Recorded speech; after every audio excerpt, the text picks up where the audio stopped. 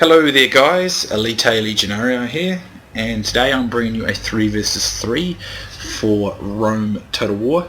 Now you may notice I have actually started recording within the deployment phase, which I normally don't do. Now this is because this fight kicks off fast and a lot of stuff happens quickly, so I want to make sure I don't miss anything, because this was quite a good fight, and I don't want to miss bits of it if I can help it. So I'm playing as Macedon, and my ally here is Heaven's Mohammed. He's in command of the Julii, and on the far right is Heaven's Neptune, which I don't think I've played with him before. I don't think I have, and he's playing as the Senate.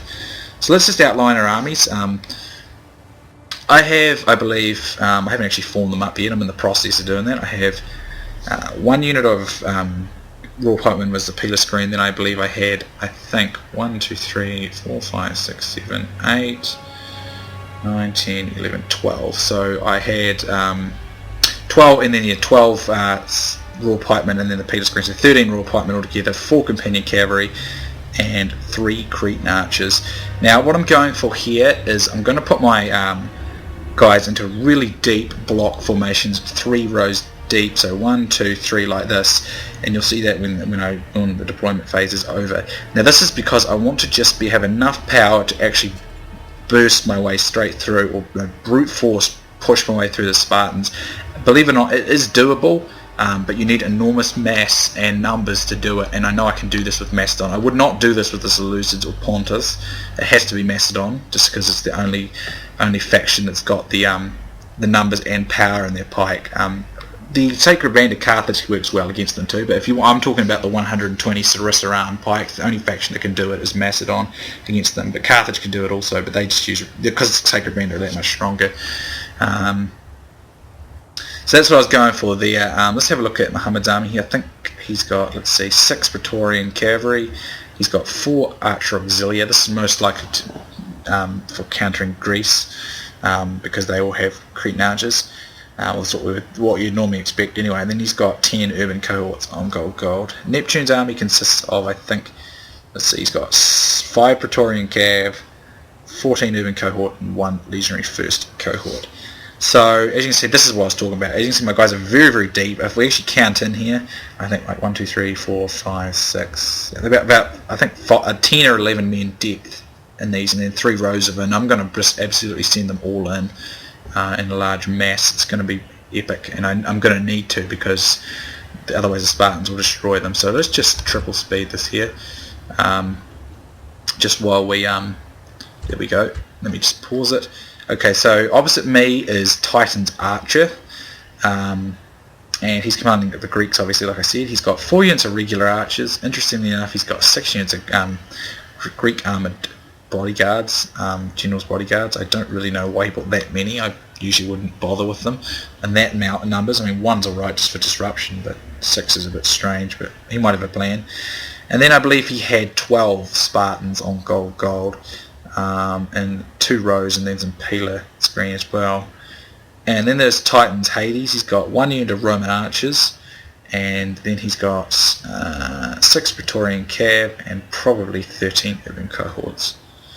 And then this guy here, he was sort of some random guy because we couldn't get another player. His name was Olympus, and he said he knew 31k, but he brought these armoured elephants, which gives him a pretty massive edge. But it's a strange army, and he's got 2 cataphracts, 2 companion cavalry, 4 silver shield pikemen, and 4 silver shield legionnaires. So a very different army there indeed. So but our 2 opponents here, Titan's Hades and Titan's Archer, these 2 are serious players. Anyone from the Titans clan is a pretty seriously good player, so we're up for a bit of a challenge, and it's sort of more like a 2v2 over here, and then just a quick 1v1 over on the right. So let's begin. I kind of stressed to the guys, I think we need to attack, be really aggressive here, and let's just get aggressive and come down on them really hard. I said I want Greece if possible. I don't want to fight Rome, even though Titan's Hades clearly wants to fight me, because he starts pushing his army in my direction, possibly because Muhammad was further away. So he's going to, but I think he wanted to fight Macedon, and I did not want to fight Macedon. I mean, I did not want to fight the Scipii or any Roman faction. So initially I was pushing up this way, and I thought, oh, do I have to fight Hades here, or am I going to get myself out of position? If I don't, I thought, no, I'm going for Greece, because I noticed that Mohammed's coming in on the flank. We start firing out flaming arrows into the enemy troops. I'm going to get slightly caught out here, but I'm going to try and avoid this if possible. But in a moment, I'm just going to pause this while I explain this, because it's going to happen very fast. If you look at Titan's Hades' armies, while he's trying to catch me, I ignore him and run after the Greek. And Hades gets fixated on fighting me and mostly ignoring Mohammed. And what happens is he ends up in a really out of position area, so you watch what happens. So we're pouring out fire arrows in here, or I am. I'm trying to control everything here, so I'm probably not firing at the ideal targets, but I notice he's out of position. He's trying to run to catch up with these guys, so I go thundering into the flank here and try and get him fixated here. While this is happening, he's gonna, I know I keep pausing, but I just want to catch everything. He's going to turn his guys to face me. He does rout one of my royal pikemen over here, and now the Greek player is going to start attacking. But as this happens over here, Mohammed, brilliantly, this is what's so brilliant when you play with Mohammed, is you don't even need to communicate with him. He just tries and helps you straight away, and it makes it life so much easier. So he just charges straight in here, although this is probably in the way of too much peeler. We were cautious of that. Then there comes the counter cav strike, which is going to do a bunch of damage to him. But he pulls all his infantry in, we catch him completely out of position and in a big jumble mess, and then I bring my guys in for a counter cav strike. As you can see, we start routing 2 units already, and then my cav comes in and we get several more units seriously wavering and shaken, and putting fire arrows down on him as well, and he's taking a lot of damage. As you can see over here, I'm just going to pause again. I know I keep pausing and I do apologise, but you can see what I'm doing here. I've pushed forward all 3 rows into his one front row of Spartans, and as you can see, you just see this enormous wall of royal pikemen, so deep and so thick and in such enormous numbers that it's just absolutely ripping up his Spartans. He needs to commit his second row immediately, or his front row will get crushed. He doesn't do that, and so his Spartans get absolutely mauled. Here comes the Greek player sending his guys in. He can't use wedge formation with the general's bodyguard units, so what I do is we disengage at Cav here. As you can see, because we've got done so much damage to the the Scipii here, and got several routes going, and with flaming arrows coming in constantly, it's doing a damage to his morale. And then we turn around and repeat the counter strike. This time I'm going for the general's bodyguard, or general's unit, and I believe Mohammed had exactly the same idea. So it's really awesome working with Mohammed, because he just knows what to do. You know, like when you do something, you don't even have to communicate it. So over here we see more of Scipii's cav routing, and the Greeks come in, but as you can see, just the sheer weight and the fact he was so horribly out of position, and his whole army just chain routes. So it's not like you see Rome rout that quickly, but we just simply caught him totally out of position, and as a result, we were all over it, you know. And I'm so glad Mohammed realised what I was trying to do, because as soon as I charged, I thought, right, he's not in position, and I go, and Mohammed was right up there with me, and we just completely routed Titan's Hades straight out. And as you can see again, he hasn't committed his second row fast enough, so the front row of Spartans has been completely destroyed. I mean, just look at the sheer mass of royal pikemen. You can just absolutely just punch your way straight through. And now that Titan's Hades has been destroyed, he's had to commit a second line, and there's no way to shield himself from the enormous cavalry wing that I'm going to send slamming into his general here. His general actually routes before I even get there, I think. Yeah, look at that, routes before my cav gets there. And with this general routing, the actual Spartans start chain routing, and that is a sight you almost never see, because Spartans just don't chain route very easily.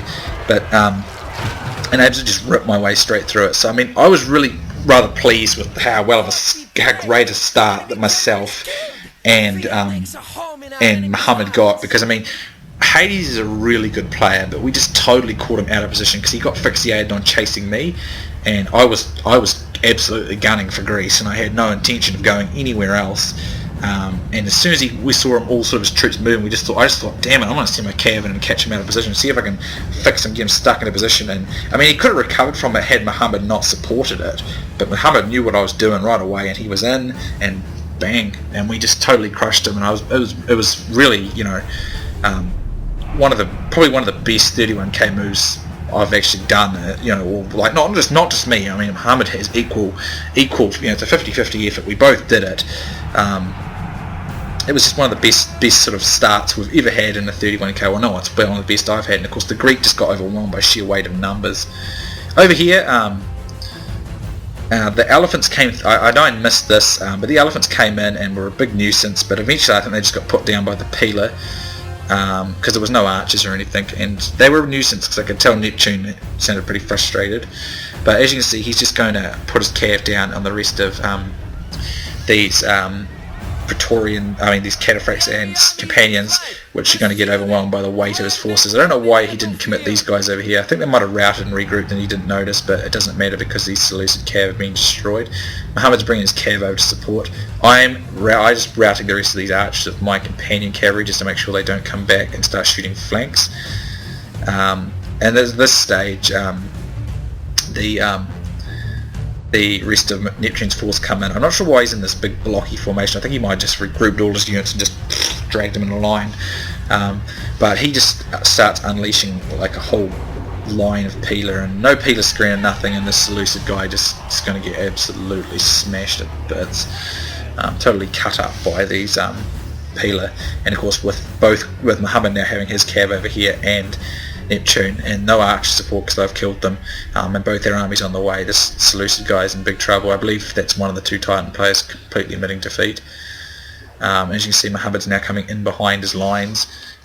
Neptune's mopping up what's left of those Seleucid cavalry out there, and as you can see, peelers still coming in, and I mean these silver shield pikemen have been split in half by the peeler. They're not even engaged yet. They'll probably mass rout on impact, because they just get absolutely smashed. And I figured this guy said he knew 31k, but he had no experience with it obviously. Neptune probably should have organised his troops better, but it doesn't really matter. As you can see, look at this, these cav just come in wedge formation and it's all over, and as you can see the Seleucid pikes are already routing already, and that's basically it. His whole force just breaks through here, and I mean he just took way too much peeler for that to even be feasible on any remote level at all.